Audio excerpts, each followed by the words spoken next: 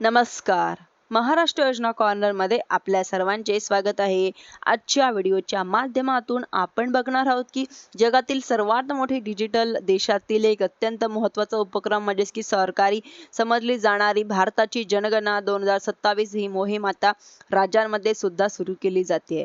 म्हणजेच की 1 मे 2026 ते 15 मे 2026 या कालावधीमध्ये महाराष्ट्रातील नागरिकांना पहिल्या टप्प्यामध्ये आपली स्वयंगणना करता येणार आहे.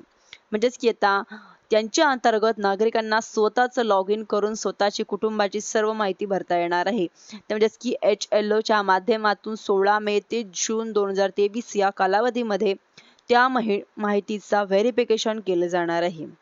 पहिला टप्पा हा 1 मे 2026 पासून सुरू होतोय, ज्यांच्यामध्ये नागरिकांना स्वतःच लॉग इन करून ऑनलाईन पद्धतीने आपली माहिती भरायची आहे.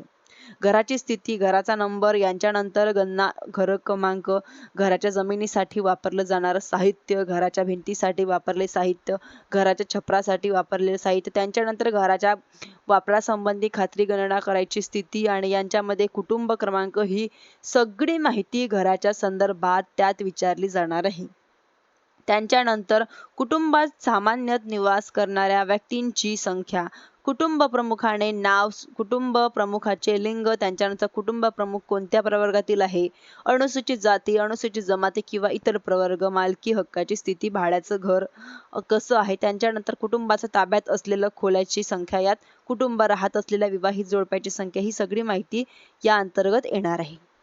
कुटुंबाला उपलब्ध येणाऱ्या सोपी पिण्याच्या पाण्याचा व पिण्याच्या पाण्याची स्रोत काय, उपलब्ध असलेल्या स्तोत्र, प्रकाशाचा स्तोत्र, शौचालयाचा प्रकार, म्हणजे की सांडपाण्याचा जोडलेली व्यवस्था, स्नानगृह, स्वयंपाकाची उपलब्धता, PNG ची जोडणी, स्वयंपाकाची वापर, मोठे इंधन आणि या ठिकाणी कुटुंबाच्या किचनच्या संदर्भातील विचारल्याच जाणार आहे. कुटुंबानं धारण केलेली मालमत्ता, यांच्यामध्ये रेडिओ आहे का, टेप आहे का, TV आहे का, इंटरनेट आहे का, लॅपटॉप आहे का, मोबाईल फोन आहे का, यानंतर सायकल, स्कूटर, मोटरसायकल, 4 व्हीलर आहे का, कुटुंबाने त्यांच्या मुख्य जे काही धान्य असेल ते सेवन केलं जाणार आहे, कोणतं धान्य, त्यांच्यामधील पुन्हा एक मोबाईल नंबर, म्हणजेच की पुढे कुटुंबाला त्या संपर्क करता येईल.